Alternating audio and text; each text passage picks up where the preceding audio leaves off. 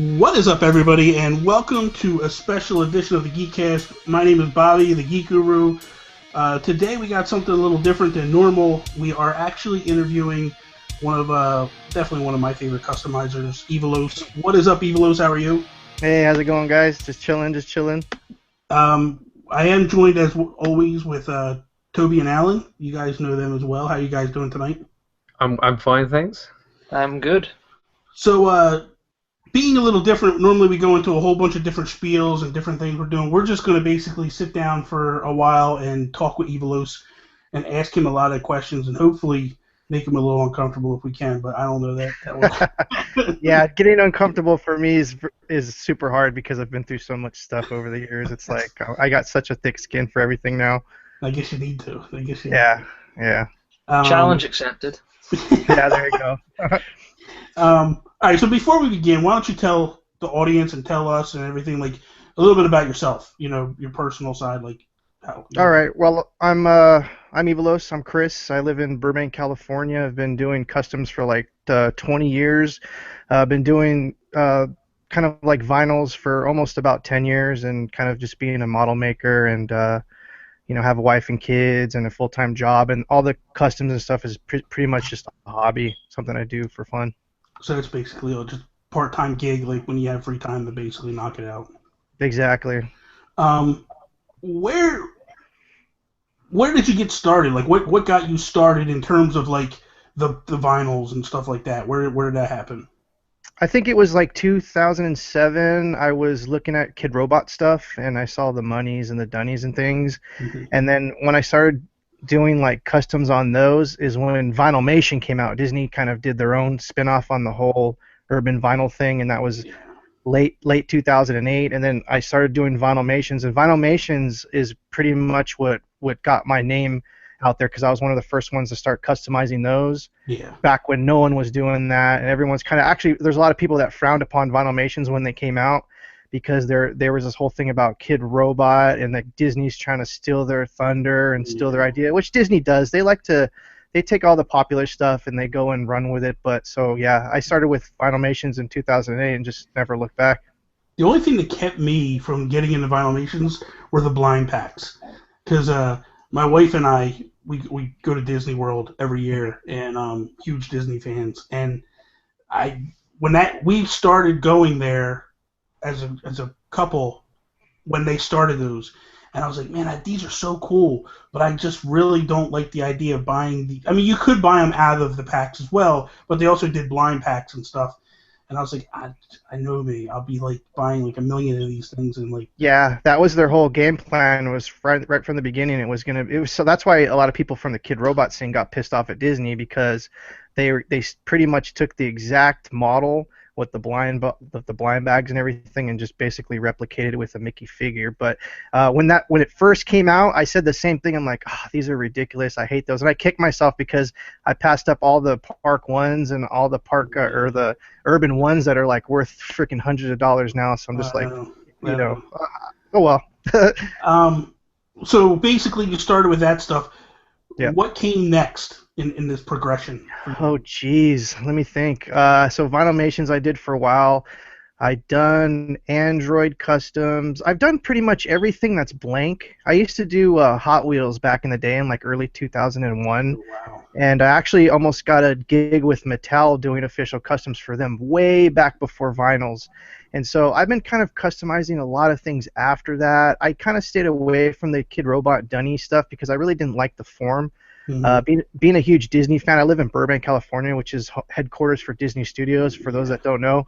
And so, I mean, just Disney stuff, I really gravitated towards that. And I really pushed hard with the Vinylmations. And I can't really think of other brands other than Android figures that I did. And I did some Glio stuff, which you guys have probably never heard of. There's this little module, like plastic figures that you put together. Mm-hmm. And just pretty much stuck with Vinylmation for the longest time until Toys for Life came out. And then what was the first?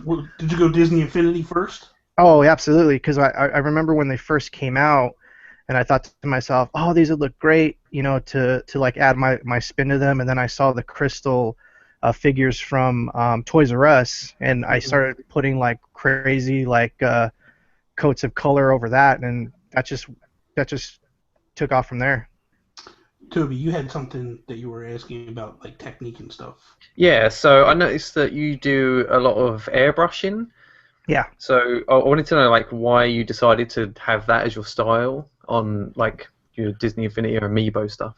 Okay, so when I first started doing Vinylmation, everything was all hand painted, and it took me many years to get that technique down.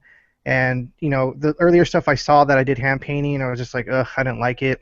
And so I did a lot of hand painting, and then I did a lot of spray paint stuff afterwards with so I can do my base coats and spray paint, sped up the production process a lot faster. Because people, when they buy my work, a lot of customizers, they'll sell one-offs and two-offs, but I noticed when I started to do stuff, people just wanted to buy things in multiples. So I had to kind of develop this like production factory style type custom. And so I did the spray paint base coats now and hand painted over that. And then I want to say maybe like 3 years ago, I started really getting into airbrushing. So I haven't even been into airbrushing that long.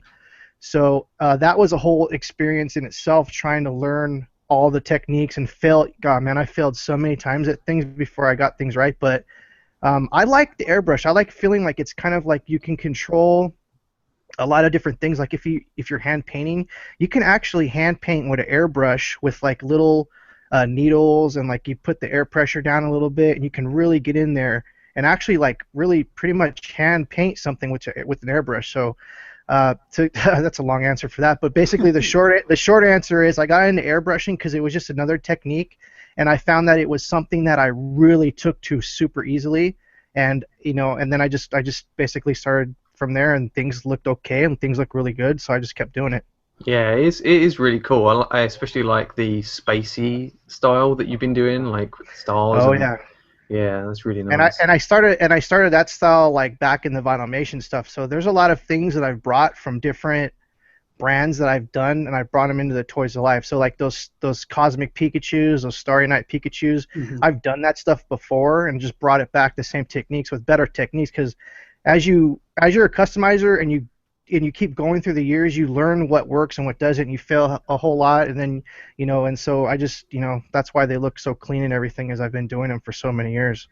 I think the one that worked the best with that style was the Cosmic Mario that you just did. Oh yeah. A while back. I thought that was perfect. It was like the Galaxy one with that thing it looked phenomenal and kind of just worked with that style, I felt. Well, what's cool about that one is it's actually, if you go to the soundtrack for the Mario Galaxy, there's like an orchestra soundtrack CD that came out a few years ago, and it totally, I just basically duplicated that cover. So if you go back to that cover and you look, it's exactly what it is, and that's just a fading technique, and then like multiple layers of clear paint, and then gloss and all kinds of extra stuff to make it work like that. Earlier you talked about Mattel, and you may be doing customizations with Mattel and all that, and then obviously everybody knows about the Toys R Us thing. Yep. Who approached who with that, and if you can talk about it, like what started all that ball rolling? Yeah, do you want me? I can actually tell you the whole complete story from start to finish if you want. Yeah, I wanted to. I actually have it broken down like that, and I wanted that, but I just didn't know what you could talk about, what you couldn't. So yeah. Well, I can talk about the whole thing. So we can start with what happened. Basically, I got an email from just random person from Toys R Us saying, "Hey, I've seen your customs. Would you be interested in possibly doing some Toys to Life customs for Toys R Us?" And at first, I was kind of like, okay, this is bullshit. This isn't true. And I actually went to. Do you know who John Vignocchi is with Disney Infinity? He's like he's like the executive producer. Well, we're friends, so I basically emailed him and said, "This guy just emailed me. Do you know him?" And he did. He knew him. He's the actual Toys R Us buyer for Toys to Life. So he's like the main guy for Toys R Us when it comes to Amiibos, Disney Infinity, and Skylanders. And so I was just like, oh, okay, yeah, if anytime you want to meet up, because they're from New Jersey, the Toys R Us headquarters is in New Jersey. Okay. So next time he was down here for a meeting with Disney Infinity guys, I said, okay, we'll hook up. And so him and another gentleman that's a distributor for Toys R Us, we sat down in the Disney studios and kind of had our meeting, and I brought some of my stuff, and they said that they were really, they've seen my customs online for a few years, and they thought like the quality was really, really good, something that Toys R Us brand could put their name on. and if I wanted to do some customs for them to put on their online store. So that's how that started. Okay. It's crazy. Yeah, it's super crazy. Yeah. What exactly were they looking for you to do? Like, what type of numbers? At first, we talked about just doing one-offs at first, just to kind of like put it out there and see how the fans and the community would take it, because it was something that was brand new, something that was never done in the history of retail before. It was seriously crazy stuff that we were going to do. So we were pretty much going to do one-offs at first. But with the Disney and not Disney Infinity, with the Amiibo stuff, we were gonna start doing higher quantities over time, and actually we thought about bringing in other artists too, to kind of have like this kind of like almost like this custom series that's done by artists from around the world for ToysRUs.com. That sounds actually really awesome. Yeah. So let me back it up a little bit. We actually. So there's 3 Toys to Life, actually 4 now that Lego Dimensions, but that wasn't in the picture back then. Yeah. So we actually, Toys R Us actually approached Skylanders, Disney Infinity, and Nintendo with this idea. Skylanders just declined it automatically. They didn't even want to hear anything about it. They said, no, we're not interested. Disney Infinity were kind of interested, and I actually made a Red Hulk. I don't know if you ever saw it. It was like a Red Hulk. Yeah, so that actually went all the way up to Marvel, and then it got shut down. They were like, "No, we're cool." And then the Nintendo thing is, I think like they were like, "Oh, okay, sure, whatever," and that's why we started doing the Nintendo stuff. So that's surprising. I thought that Nintendo would be dead against it. Exactly. And the thing is, the honest to God truth is, I don't know what happened between Toys R Us and those companies. I wasn't there, I can't tell you, but from what I heard, like Nintendo was the one that was most open to the idea, so that's why we went ahead with it. So that's what's weird. Or strange, like you're doing the customizations of their stuff anyway, and you're selling it anyway, right? And they can see the love for it, and the people just buying them up. Yep. Why would they not want to be a part? That confuses me. Why they wouldn't want to be a part of it? Honestly, I don't know. Here's a story with that. So basically, I made 3 customs for Toys R Us, and I actually sent them to the distributor, and everything was a go. Everything was a green light, and that's when you saw the Reddit post that showed the Toys R Us inventory with my name on it, and that's what started the whole craziness on Reddit about, oh, this is some fake thing that Evilos has, perpetrated. He's hacked the system. He's put his name in there. This is like the ultimate troll ever. But I was just like, and I'm watching the Reddit people fighting back and forth, and so I'm like, I better tell them that this is legit, and like, and that was like the major mistake that I did when I look back at this whole thing in hindsight, was actually engaging the Reddit community about it, because what happened was I said it was okay. I said it was legit.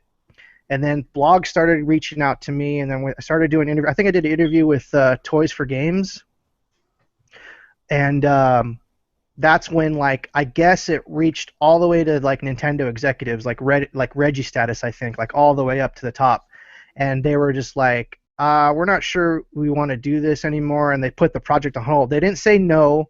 The project was just put on hold. The stuff was sent back to me from the distributor. I actually have the pieces in my collection. Wow. From the pieces that went to the distributor. So the whole thing was just closed down on a weekend. Literally, it was going to go online that Monday, and that Friday night is when I got the email from Toys R Us saying that it's no longer going to happen anymore. That sucks. You know what? That really sucks. And Reddit is just a horrible, horrible website, I think. Oh my God. I've had bad experiences on Reddit as well. And I'm not surprised that back in the sorry to interrupt you, but back in those days, it was really toxic. It's been fixed now. I know the administrator guy, I forget what his name is, but he's really cool.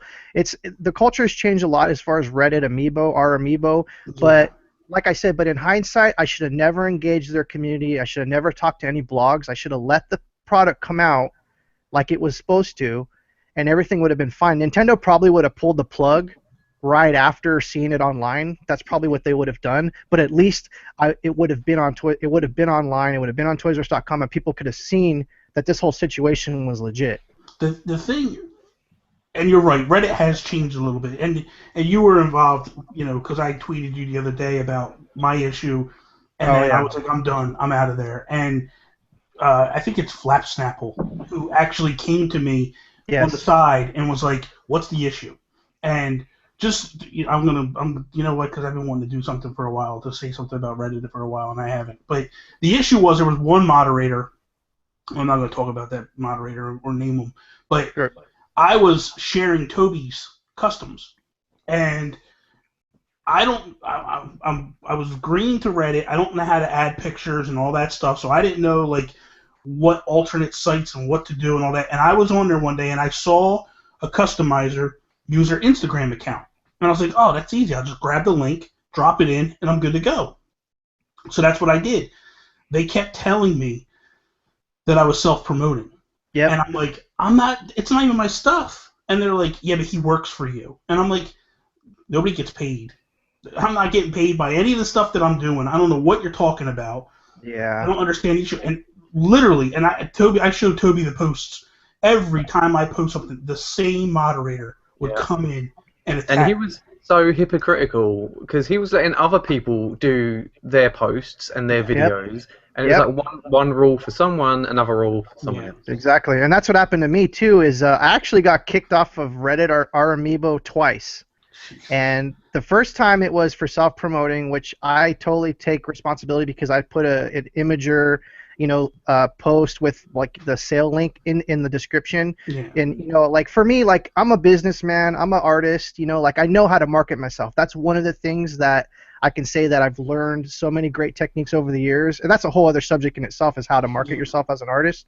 But so I got kicked off, and then I got reinstated by Flapsnapple. And then I posted like something from my Instagram or something like that again, and I got kicked off. And that's when I took a 3 months hiatus and was like, forget this stuff, and like I left it. But then I was like, I want to go back on there. So like what I do now, and this is for any artists that want to post on Reddit and have like minimal issues, is just post a direct link with the .jpeg, just that link, and you'll be fine. Don't post it to a Twitter account. Don't post it to anything. Just post it to your just right click and go save link, and then basically just post the .jpeg or whatever it is. Because it was funny because I kept going to them because I was getting annoyed at that point, and I was actually taking other posts and sending him the links and going. Yeah, it's frustrating. Yeah, like why are you giving me a hard time and you're letting this guy do exactly what you're telling me is no good? Yeah. And it's like, and I said to him, I said, if there's a different set of rules for everybody, it's fine. And I think the other day, what tipped it off, and I was like, I'm done, and I left, was I posted a link for Shovel Knight at Toys R Us or something for sale. And he comes in and goes, literally underneath of you is someone else that posted it too. And I'm like, dude, seriously? Like, it was like a 1 minute differential. I'm like, we both did it at the same exact time. It's obvious. Like, you're breaking my balls. And they're gonna pull you because you have a blog and a podcast and everything like that. Yeah, there's definitely a lot of hypocrisy with our Amiibo Reddit, the subreddit. But it's like one of those things, like, you have to try to kind of skate on thin ice in a way, because there's other people running that. It's their rules, and the best thing you can do is just try to be like, oh, okay, and try to abide by the rules. Yeah, I can definitely say there's a lot of. Is there a train going by? Sorry, we should have warned you about that.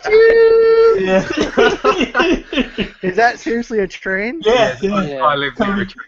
Toby lives next to a train track, so every podcast, 2 times a podcast, we hear the train go by.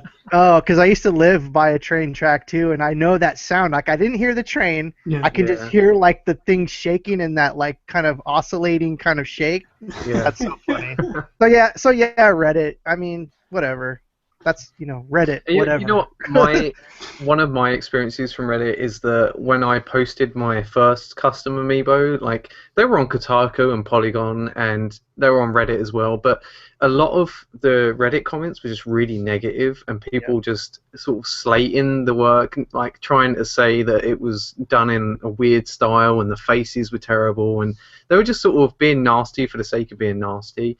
So I was wondering, like, if you've had any like comments, like negative comments like that, and has it affected you? Like, has it put you off doing anything? No, and that's, what? Thank you. That's a great question. I definitely want to talk about Reddit comments because I have a friend named Jared Flores. Did you guys ever see the Mario Penguin Amiibo custom? Oh, Yeah, that was cool. Yeah, that was really amazing. cool. Okay, that's my friend Jared. He posted that, and there was some comments that ripped into him, and that's such an amazing custom. So that just goes to show you that some of the Reddit commenters have no idea about what they're talking about.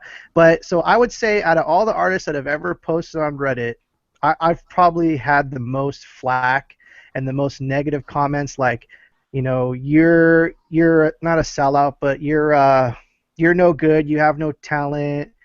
All kinds of stuff about me personally, and so like what I do from it is I kind of, at first I was all mad and all pissed off, but then I thought, like, these people don't know me. I know who I am. I know what I'm capable of. I've been doing art for so many years, and that the thing is, for me, for criticism, what I've learned over the last few years is that I hear the criticism, but I don't listen to it, and what that means is I scan all the criticism and I take pieces out of it, like, I actually hear what people are saying, because I'm not perfect, and you got to get out of yourself to know, like, okay, is something that this person's saying valid, instead of the jerk that's like, you have no talent, compared to the guy that's like, I wish you would stop making 50 Pikachus of the same kind of color. So I don't listen to that, but I can hear what they're saying. They're saying, we want to see you do something else, which is, so you kind of got to take away from it, but don't let it get to you, because you could obviously Reddit's toxic.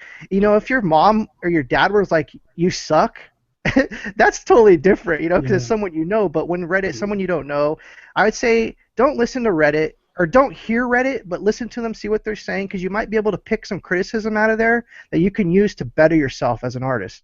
That's good advice. Something that I always did, because I used to do an online comic strip, so I can draw. I can't paint for anything, so that's my issue. I wish I could, because then I would do stuff like you guys, but I can't paint. But I can draw cartoons and stuff like that.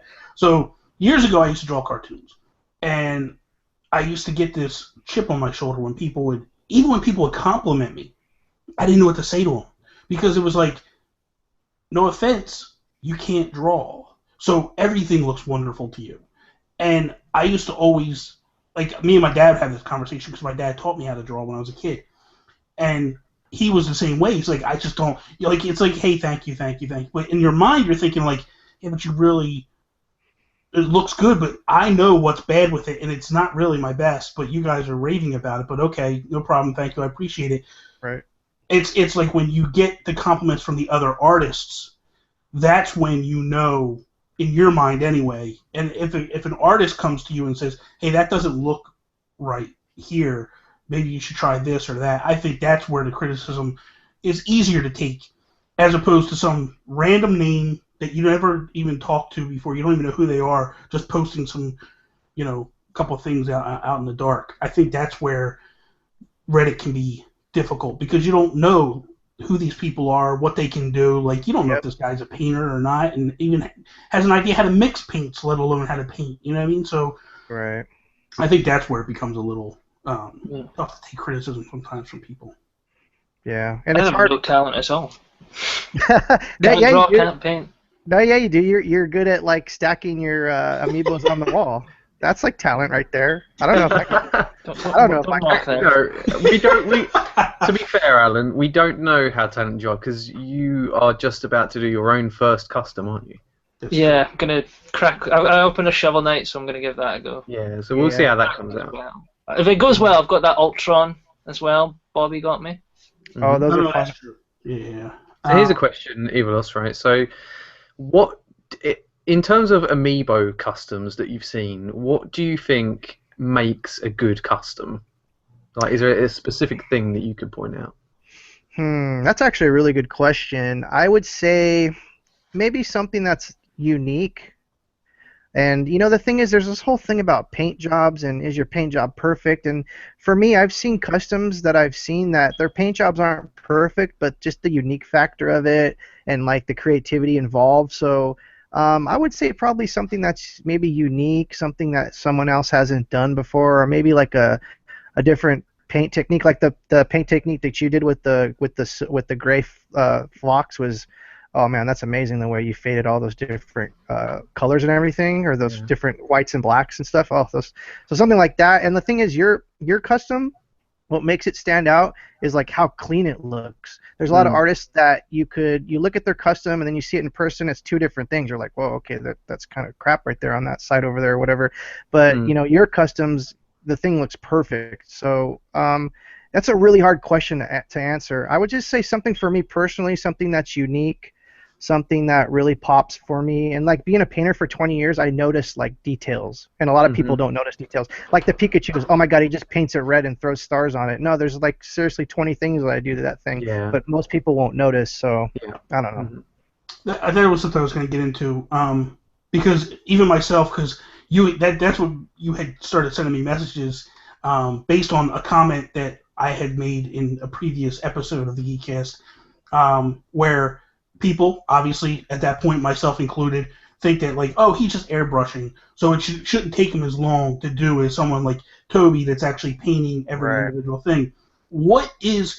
How long does it really take you to do one compared to your lot that you're doing? It all depends, because I'm different from a lot of people as far as like I make stuff in batches, which few artists do. So I kind of like base my technique around batches. But I mean, some things can take, like I think you said your quote was he can possibly do 50 of these in year one, which kind of is true, but not really. It's like maybe like 5 or 10 to the one, because there's a lot of layering that's involved with airbrushing, and you gotta let certain things dry, and you gotta not let certain things dry, and there's a whole layering. Like those Pikachus are 1, 2, 3, 4, like almost 7 layers of paint to get it finished. So it's not as easy as it looks, though there is an easy part to it, because you got paint, you got airbrush. I got multiple airbrushes. I can have one for this color, one for that color, one for this color, one for that color. So there is a quickness to it, other than like hand brush, airbrush, or what do you call it, hand painting. So yeah, there's some truth to that, but that's also like, you know, kind of like something that's not true also. It's not like I can crank 100 of these out, or else I'd be driving a Ferrari right now. If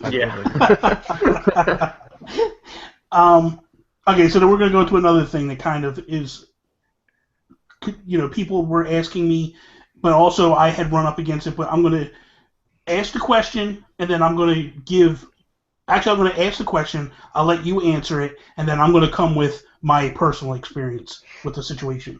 So one of the biggest complaints that I was hearing and have heard is how long it takes you, that once the pre-order's set, how long it takes you to get it out to the people. Yeah. What exactly, so people can understand and get a back behind the scenes of what's it taking to get them out to you, why? Okay, so like, yeah, there's a handful of people I owe customs to, and I've owed them like maybe a few people for customs for months, and what happens is, that's one of the things that I'm trying to fix for 2016. Is for 2015, I did a lot of pre-orders, which gets me in trouble because I have a career, I have family, I got all kinds of stuff, so I get backed up. You know, certain things have to take priority to the other things I had before, so it's a mess. So basically, what happens is like some of the orders literally fall through the cracks because there's just so much going on in my life, and I'll email them and be like, yes, I'll get you that right away. And then like 5 other things will pop up, 10 other things will pop up. There's like a death in the family like last year, and you know that was another thing that set me back. And like it's just organization. And I think like as an artist, you learn how to take all these pitfalls, and you learn how to develop better skills with communication with clients. And for me, for 2016, I said I'm not going to be doing any pre-orders anymore. I'm going to have the customs ready and then sell them. And so, like, that's what got me in trouble is I'd do these pre-orders, I'd sell like 50 of something. Could you imagine, like, having to make 50 customs and then do 50 more and then 50 more? I'm surprised that I'm able to get out the stuff I can get out, but that's what happens is certain orders fall through the cracks. You know, I had the deal with Comic-Con Box where I was doing Funko customs for them. So it's like I had to take all these things. I had to prioritize this, I had to prioritize that, and I'm just one guy. There's other artists that have multiple people that help them out with their business. I'm just one guy. So things fall through the cracks, and like I've apologized up and down. I've actually refunded some people, but yeah, it's just one of those things where, you know, for me personally, as Evilos the artist, I've learned to kind of like be better organized so that stuff doesn't happen. Now, for me personally, I bought the Blue Sapphire Pikachu, and I think, and this you could take this as it is, but I think that your one mistake was that you were putting on there like 3 to 4 weeks Yeah. after purchase to get it. So, Right. I ordered my Blue Sapphire Pikachu. I waited, and I was like, okay. And I think what happens is you start to get nervous, and it's like, what do I do? But I will say to your credit was every single time that I emailed you and asked, you replied, and Yeah. you were just like, hey, I'm sorry, I'm trying to ship them out this date, and then Yeah. I would wait, and then once they weren't shipped by that date, I'd send you another email. But every single time you contacted me and you were cool Yeah. about it, and so that's where I think that people just need to relax, and that's the one thing that I've kind of learned through the experience was people. This isn't Nintendo, where Nintendo says we want 50,000 of these, and they just hire someone to do them. You Right. guys are one single person. Like the same thing with Toby. Like if Toby makes a custom, I know it takes Toby, a week to do one. Yeah, and it's like that with my actual miniature painting business, because I've noticed, talking to Evilos, like a lot of similarities between us in that regard, because we have many customers that give us work, and sometimes we'll have like one customer who's got a really big order, like but then you have like other customers that have smaller orders that you think, all right, I'll do those first, and then Right. you might get someone else who's like takes priority, and then like over time, like you start to slip behind on things, and customers Absolutely. are waiting longer, and it's just it is like that. So. Yeah, and that's the I, thing. Yeah, go ahead.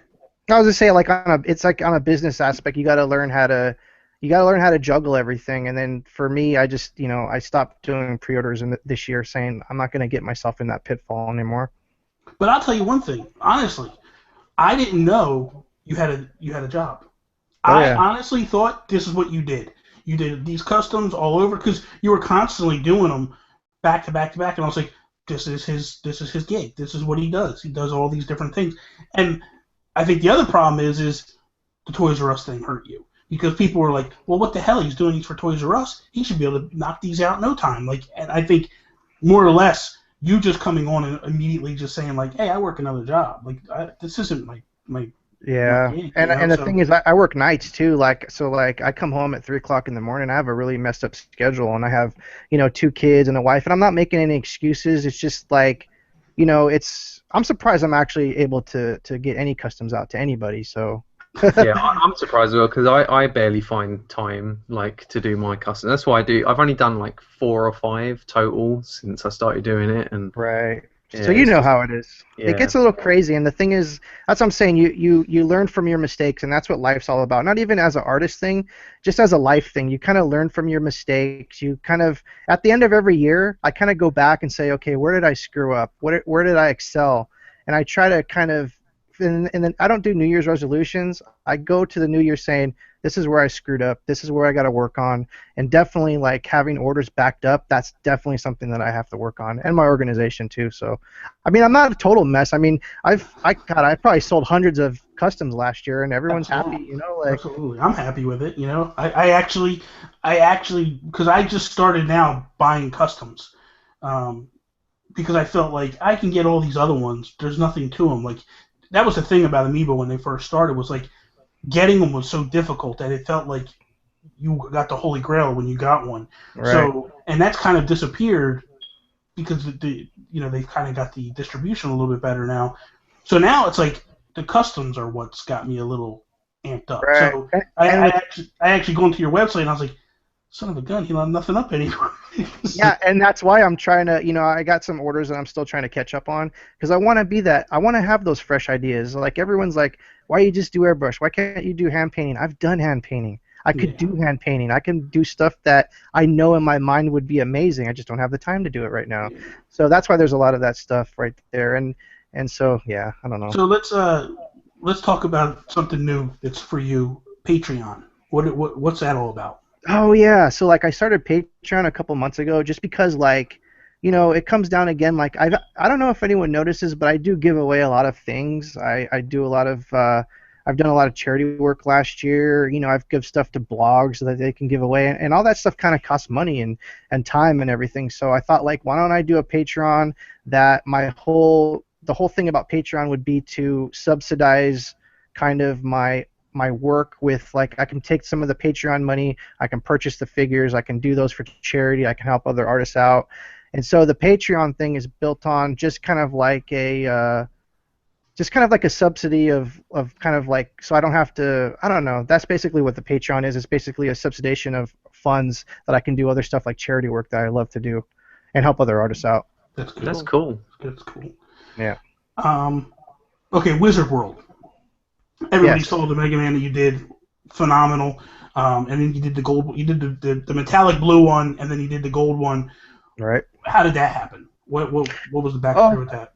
Okay, so I was approached. I was approached by another guy from Wizard World. His name's Caesar. He runs the gaming part of Wizard World, and he was like, I like your custom. Would you be interested in doing some limited editions for our tournaments?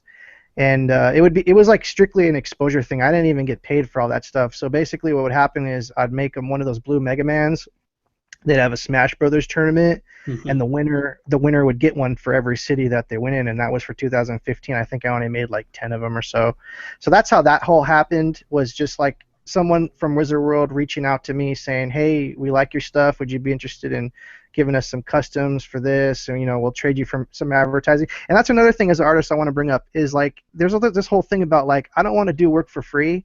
There's that whole thing about, like, sometimes that you can exchange kind of like some free advertising and stuff by doing that kind of things. And there's a lot of people that look down upon that, but that's actually a good technique also, to put your name out there. Don't let companies take advantage of you, because some of them will, but once you're in the business for a long time, what's acceptable and what's not. So that's how the whole Wizard World came about. And also, they're going to be doing a Wizard World in Portland February 19th at Ganga Chris, and I will be attending as special guest. I saw that. Yeah. And she's really awesome. She's been. Oh yeah, she got Customizer of the Year for Toys to Games, which is really cool. And she's like one of the top popular artists right now for customizing amiibos. Only the other day, me and Bobby were talking about how many she does. Like, we don't know how she does so many so quickly. Like, I know. Right. And I don't know either. She's I don't know if she's got a full-time job. I know she doesn't have kids or anything like that. So, I wish I was a teenager too, to be, or not. She's not a teenager, but someone young that doesn't have all the responsibilities. I'd love to be able to create stuff all day. So I think that's where she has an advantage. Is I don't think she's got so many responsibilities that she can crank out these amazing pieces. So basically, what you're saying is, don't have kids. No. No. Or enjoy life till adulthood breaks you. Yeah, there you go. Nah.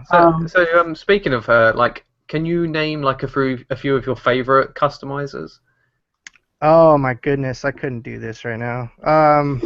Just like off the top of your head, like. Off the top of my head, well, the thing is, I talked about Jared. He did the penguin custom. Has he done any more? Because I think that's the only one I've seen. Because I think, like, he's busy too. His whole thing is he does commissions. He doesn't do stuff like I do. See, here my business model is I don't do commissions, or I rarely do commissions. What I do is I make stuff, I put it out there. If you like it, you buy it. If you don't, you don't. And a lot of art. Like that. Yeah, exactly. Because for me personally, I don't like to be told what to do, how to make it. This doesn't look right. I don't like this. I don't want that stress either. That's exactly how I feel. Yeah. Exactly. And the main thing for me is I don't have the time. I don't have the time to do commissions. I have the time to do what I want to do and then put it out there. But going back to the original question about my favorite artists, I like the custom Game Chaser guys, Alex and his brother, and Kick Ash is doing really cool stuff. And there's so many people that do amazing work that I can't even think of off the top of my head. I certainly. Go ahead. Well, I'm looking at your custom stuff just now, and the stuff you do with pop vinyl, I find. Oh yeah. And I know it's a kind of an amiibo centric, but what caught me is you can do more with them given the size. They're, obviously they're slightly bigger. You can do more. Would you say which would you prefer, amiibo, or do you prefer kind of working with if you want a bigger canvas? Well, with the pop vinyls, I definitely prefer working on pop vinyls. And you're right, there's a size thing, but for me is like Amiibos are such a pain in the ass to pull apart. Like if the Amiibos came blank and white and all in pieces, that would be so amazing. But they're not. You have to heat them up with a gun, pull them apart, and they're small. And I don't mind working with small stuff. That's not a problem. It's just for the simplicity of the pops. They're usually just one solid piece instead of the head. The head just pops off. You can paint that, put it back together. Amiibos come in a million pieces that you got to try to pull apart. It's just crazy.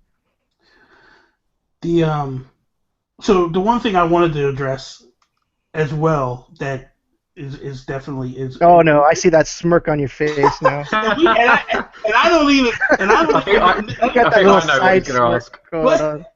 It's not that bad. Trust me.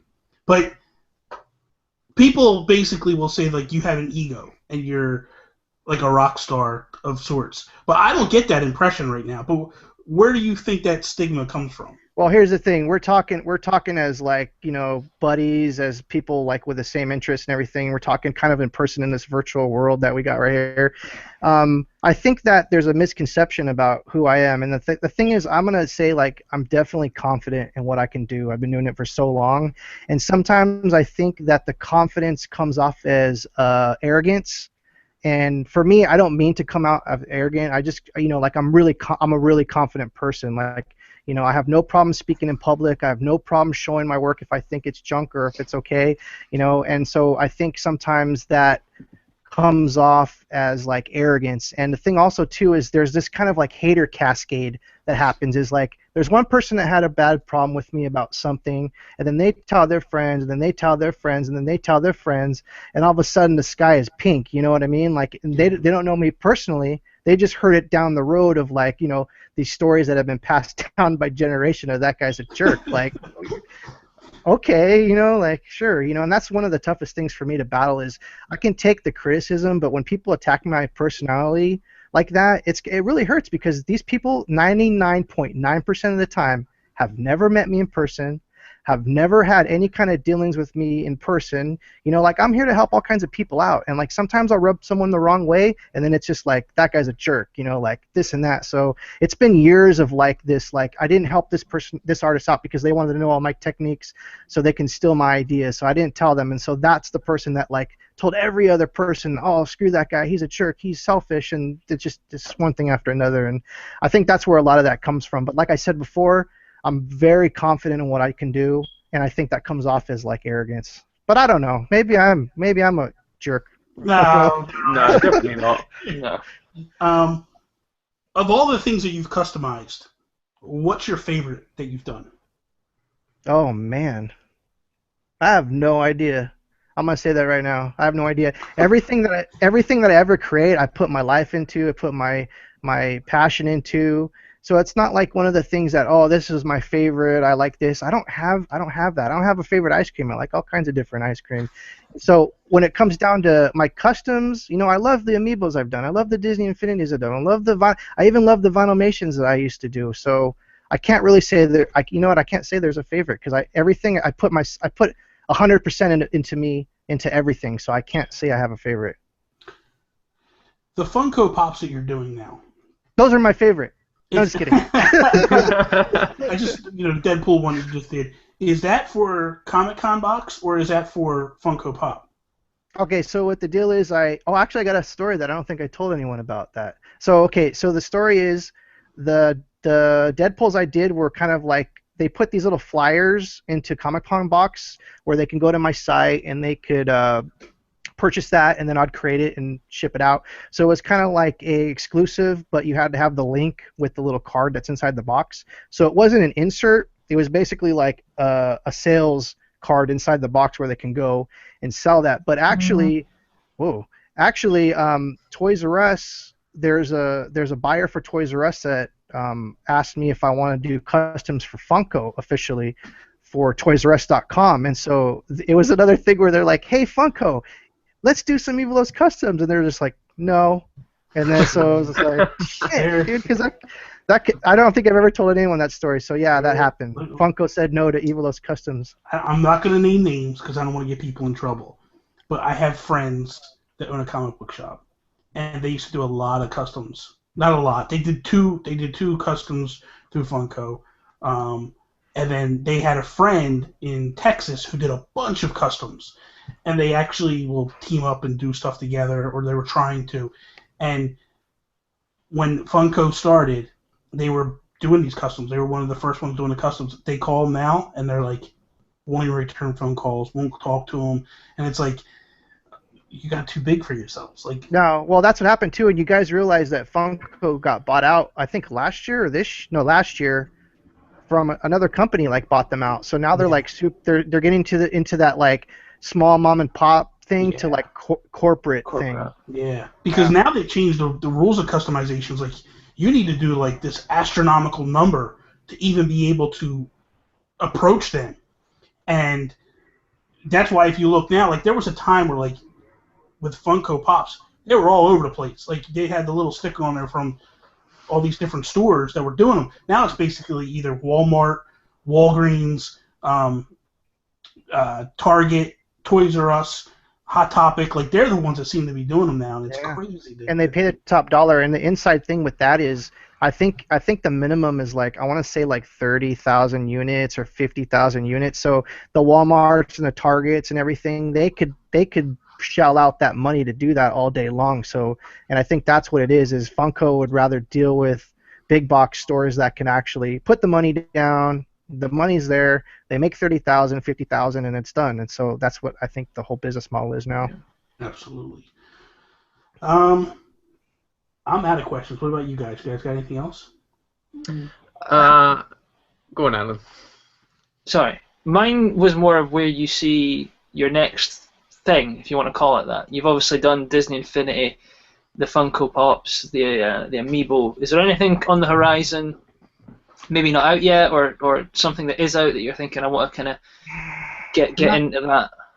Not really. See, for me, like I like to do stuff that I like, and then sometimes they become popular. Like I put off doing Funkos for the longest time because I thought they were completely stupid. But then like I took a good look at them and I said, wow, these are actually really cool figures, and I got into them, and then I started doing them, and then all of a sudden, like, you know, they've been popular for a long time, but it's just like one of those things where I just happen to start doing them, and they're popular too. So it's one of those things where it's like I can't predict the future.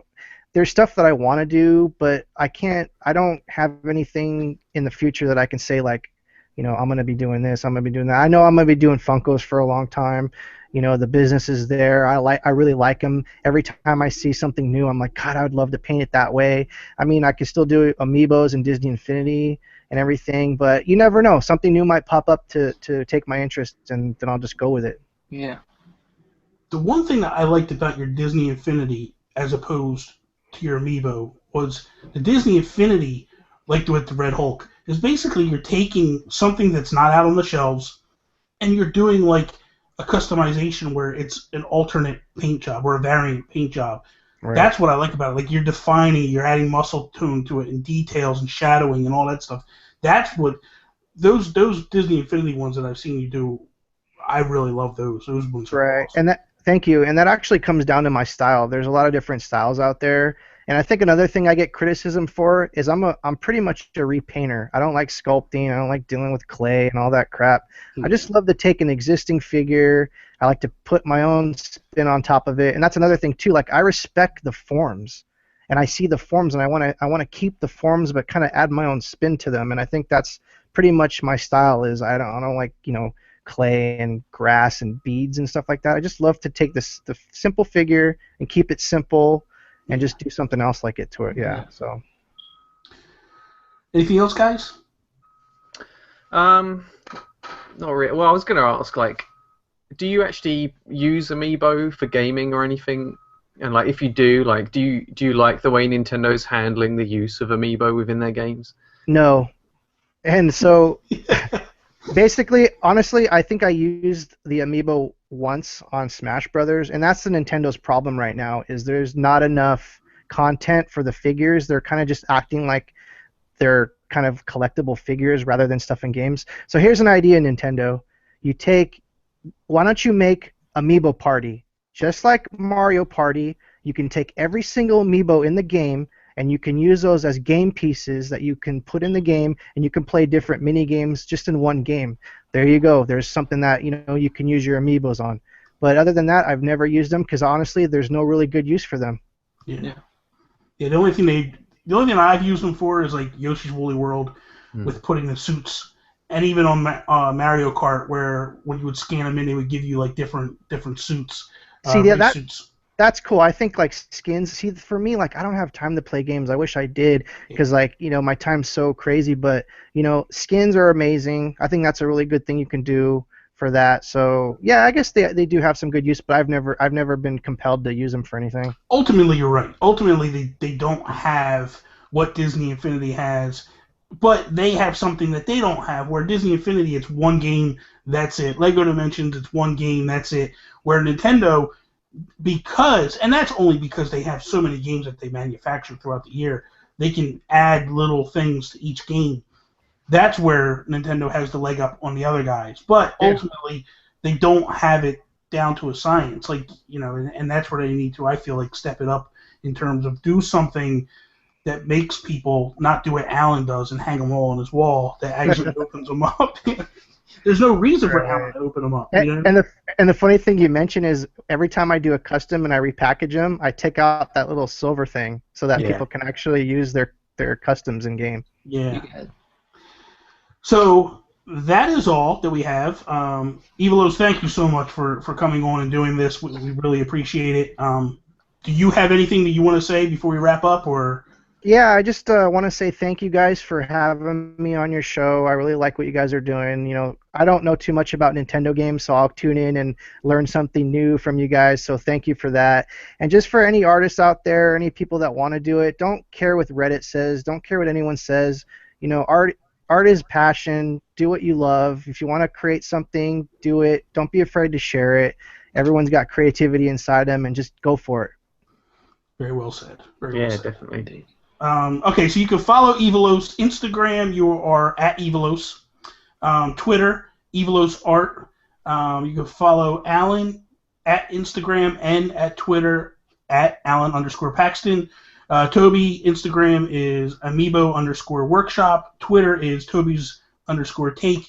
And I am at the Geek Gurus at both.